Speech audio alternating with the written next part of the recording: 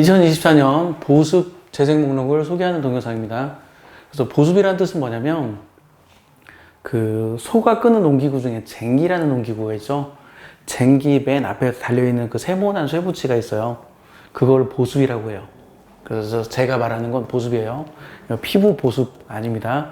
보습학원의 보습 아닙니다. 쟁기 앞부분에 달려있는 그 부품을 뜻하는 거고, 왜 보습이라고 지었냐면 쟁기의 앞부분에 해당하는 보습이 없으면 땅을 팔 수가 없잖아요. 그것처럼 수학에서 이게 없으면 수학을 못해. 그런 핵심적이고 필수적인 내용을 가르쳐서 제가 보습이라고 이름을 붙인 겁니다. 그래서 보습 재생 목록에서는 당연히 알아야 할, 모르면 안 되는 그런 내용들이 소개가 되어 있는데, 정말 가슴 아프게도 이 내용을 모르는 학생들이 상당히 많아요. 그래서 제가 보습이라는 동영상을 촬영하게 됐고, 보습이라는 그 주제, 보습이라는 콘텐츠를 기획하게 된 겁니다. 자, 2024년에는 무슨 내용이 있었냐? 부분보수분해. 부분보수분해는 중1, 고1, 그리고 고2 수열 단원, 그리고 고3 수열의 극한 단원에서 계속 반복해서 사용하는 게 부분보수분해예요.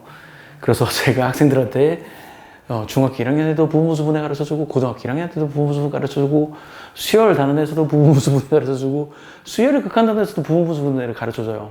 이게 말이 안 되는 얘기잖아요. 일단 한번 배웠으면 정확히 기억해야지. 비유적인 표현으로 구구단을 못 외워가지고 중학교 1학년한테도 구구단 가르쳐주고, 고등학교 1학년에도 구구단 가르쳐주고, 고등학교 2학년에도 구구단 가르쳐주고, 고등학교 3학년에게도 구구단 가르쳐준다는 게 말이 안 되는 상황이잖아요.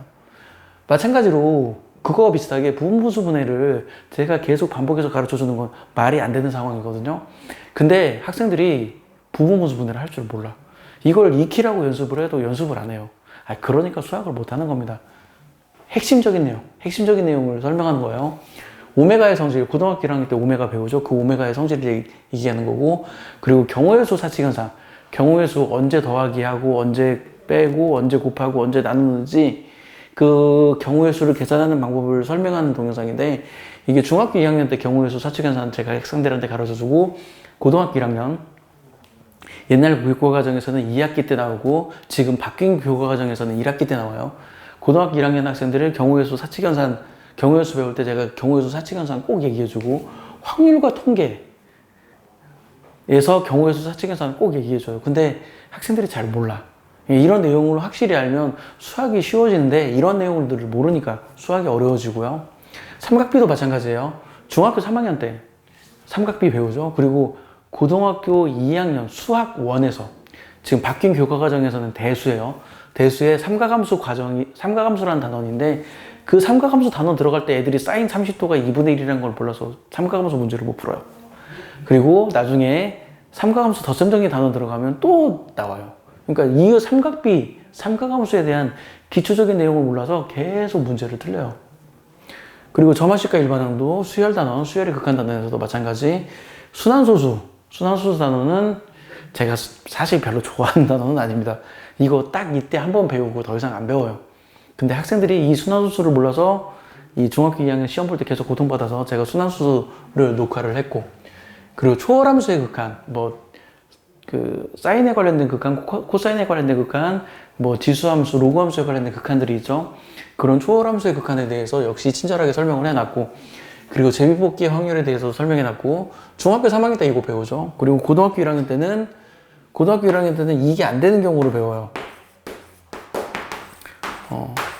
이렇게요. 마이너스가 붙어서 이게 안 되는 경우를 배웁니다. 그래서 이거에 관련된 이거에 대해서 설명한 동영상들이 있고, 그리고 삼각형의 5가지 심, 외심, 내심, 무기중심, 수심, 방심, 이 5가지 심이 있는데, 삼각형의 5가지 심에 관련된 동영상도 촬영을 했어요. 이 삼각형의 5가지 심도 역시 중학생뿐만 아니라 고등학생들이 삼각형의 이 오심을 몰라서 고등학교 수학 문제를 못 푸는 상황들이 계속 발생을 합니다. 그리고 산술평균, 기하평균, 보통은 여기까지만 배우는데 저는 학생들한테 조합평균과 RMS도 같이 가르쳐줘요. 조합평균과 RMS도 같이 가르쳐줍니다. 그래서 산술평균, 기하평균, 조합평균, RMS도 설명을 해주고, 그리고 중학교 3학년 때 배웠던 원주각의 성질, 원주각은 중심각의 절반이다. 이 원주각의 성질. 그리고 고등학생들이 이 원주각을 몰라가지고 또 수능 문제를 못 풀어요. 그리고 원에 외접하는 사각형의 성질, 그리고 내정자 스킬. 굉장히 정직한 제목입니다.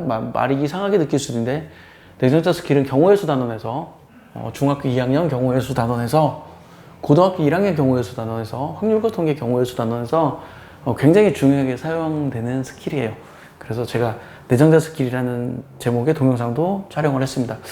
지금 이 보습 재생 목록에 있는 동영상을 제가 확인해 보니까 85개가 있더라고요.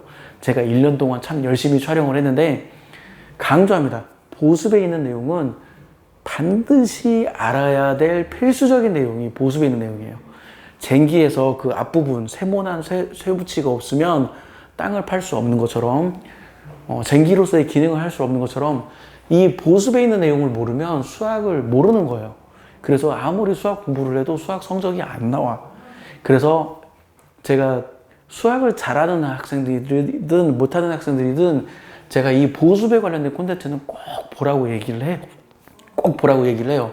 근데 이 보습이 정말 중요한 내용이기 때문에 이거 아는데 이러지 말고, 뭐 뻔한 거 아니야? 이러지 말고, 보습은 굉장히 중요한 내용이기 때문에 이 보습을 반드시 익혀서 수학 공부의 기초를 쌓고 수학의 실력을 쌓기를 바랍니다. 자, 여기에는 2024년 보습 재생 목록이 있고요. 여기에는 2025년 올해 보습 재생 목록이 있어요. 자, 지금까지 발길이었습니다. 마칠게요.